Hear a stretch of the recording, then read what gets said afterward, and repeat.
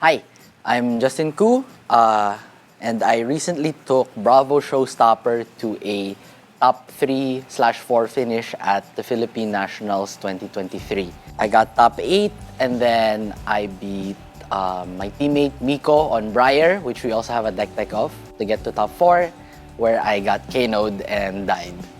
So here is the deck I brought to that tournament. The first thing I want to say is, if you look at my 80, it's 2 cards off from the list that got second at the Calling Las Vegas, and it's 4 cards off from the list that got 9th at US Nationals. So there isn't really a lot of space to innovate on Bravo. Most Bravo lists will be about at least 72 to 74 cards the same. So the basic core of Bravo is, I'm running 39 blues. Some people run 40. So that's 39 cards. These are just the best blues. Some notable blues, Rouse and Terra Sunder are your best playable blues aside from Warmongers. I chose to run Warmongers because the upside is just really high. You just get to time walk random decks, or you get to put a cap on their turn, such as against Rune Blades. And you get to time walk Azalea sometimes, you get to time walk Lexi sometimes when they're not running Trench. So for me, the downside of it not turning Anothos is completely fine. Another notable thing, I'm running Imposing Visage, where some Bravos are running Blue Fiendal's Fighting Spirit. I believe the Fiendal's Fighting Spirit was popularized by Pablo Pintor recently. And the reason he ran that in the deck was to help in the Lexi matchup.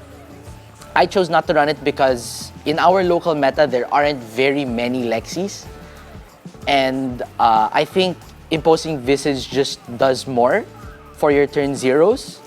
And the blue FFS is a liability because of the 2-block, especially when you're fighting ninjas, when you're fighting Dorinthia, when you're fighting Bravos. It gets a lot worse. So I felt there weren't that many Lexis to warrant including the Blue Fiendal's Fighting Spirit. Aside from that, these are your stock blues for Bravo. And then we have the core 12 reds, I'd say. Starstruck is basically a red attack. So the core 12 attacks. So you have your 39 blues, and then your core 12 attacks, which adds up to 51 cards. So these attacks, not much to say. So there's Command and Conquer, nice disruptive. They're all just disruptive effects that demand cards from your opponent, so you can slow the game down. Starstruck, Spinal, and Crippling, all just time walk your opponent if dominated at the right spot, or will force cards to block. And then that slows the game down, which is what you want as Bravo. Same with the CNCs, especially when paired with pummels in the sideboard. This is the core 51. For equipment, I have the basic loadout, which is the Crown of Providence, the Tectonic Plating, the Crater Fist, and Iron Rod legs. We're gonna get new legs from that UPF thing, so these are finally gonna get upgraded. But for the tournament, basic 4, I think every Bravo is on this. And then for the weapon / offhand, I have Anothos, and I'm choosing to run the Titan's Fist and Buckler. Titan's Fist and Buckler mainly goes in against Lexi for when I want to fatigue them. But it also has applications versus Katsu. I wouldn't bring it in against Fai. I think Anothos is a lot better against Fai. But against Katsu, there is a good argument to bring the Buckler. I think a lot of people that play Titan's Fist, that have Titan's Fist Buckler in their 80 end up playing it in matchups where they shouldn't. Such as like me in my round 3.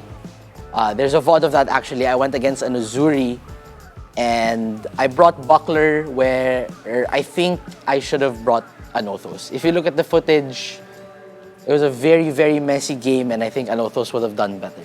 I also like to bring Anothos when I'm racing Lexi. I will typically play 66 cards, 60 about 64, 65 cards, and see if I can fatigue the Lexi. But if I know I cannot, I will bring in a Nothos and then just race them normally. And then last 3 equipment, basic AB3 for the Icelanders, the Kanos. Against Briar, I did not bring AB1. I did not bring AB1 against the Briars I ran into because I feel like if you're ABing, you are basically, the game is already lost, basically. And I valued the 1 block from Iron Rot to keep people off of embodiment and keep on the pressure. And then it's basically the same thing. If you're ABing, if you're running this so you don't die at 1, the Iron Rod would have done the same thing. So I didn't bring AB into Briar. Against Icelander, I like running AB3, so you can pivot to fatiguing them. So we have our 51 card main deck, and then that leaves us with this sideboard of 1 Pulverize, 2 Fate Foreseen, and then just play sets of cards. 3 Sink Below, 3 Pommel, 3 Sigil of Solace, 3 Zealous Belting, and 3 Chokeslam. So what's nice about thinking about the Bravo deck as a 51 card core, and you have 9 cards left missing, is that depending on the matchup, is that it's a lot easier to figure out what you need to sideboard in per matchup. You have 9 cards missing, so you just add in 3 play sets of cards. So typically, if I need to be more aggressive, then the Pommels, the Beltings come in, as well as the Chokeslams. If I need to be more defensive, these don't come in, and then the Sigils, the Sink Belows, and the Fate Foreseens do come in. The Pulverize comes in whenever you go first. For the high roll of Surge into Showtime, Heave the Pulverize, which is a very, very powerful swing on turn 0. So I like to add 1 Pulverized in just for the turn 0. So I mentioned earlier that I'm only a few cards off of the US Nats and calling lists. Our differences were they weren't running Pulverize, which is completely respectable because the Bravo list is very tight. I just really like the turn 0 play. They weren't running Pulverize, or they were in place of a blue. So I think one of the lists was running 40 blues. The other list was running 40 blues and only 2 Pommels, I think. The other list had 3 Fate Foreseen instead of the Pulverize. Oh, also, the US Nats list had the blue Fiandel's Fighting Spirit.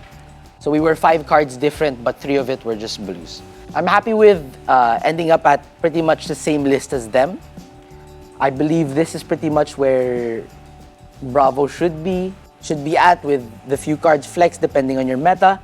Just make sure you're sideboarding correctly because you do have a lot of options as Bravo. You're very flexible. I believe too many people were playing too defensive against Briar. I think you get run over from giving them all the time to set up channel mount turns if you do that. So I like racing them. And I think a lot of people are too aggressive into Lexi. Lexi is really weird because you can fatigue them if they're not trying to fatigue you. And by that I mean, if they run 73 cards with Remembrance or 70 plus, you really have to bring in your whole sideboard or you get fatigued. And even then you might get fatigued. So what you can do in those spots is instead just try and race them. So it's a bit guessy. So sometimes people will try and race a Lexi they should be fatiguing, and some people will try to fatigue a Lexi that they should be racing. It's a really tough matchup. I think I beat 1 Lexi and I lost to 1 Lexi at Nationals. So it's one of our harder matchups as Bravo, especially because it's not that straightforward. So if you want to try this 80 out, I think it's a good place to start with Bravo. I think Bravo is a good place to start Flesh and Blood with. It's a very, very flexible hero. You are in the middle of the aggro defensive spectrum, so you can lean toward either side depending on the matchup. So you really learn all the facets of Flesh and Blood. If you want to look at the entire deck list, there will be a link to the Fabry. There won't be matchup, there won't be a sideboard guide because I really want people to learn how to sideboard without notes. because it really encourages intentionality with how you sideboard. So just look at the matchup and decide which 9 of these cards are the best in that matchup. It'll help improve your critical thinking with regards to matchups. So check out the link and like and subscribe for more Flesh and Blood content.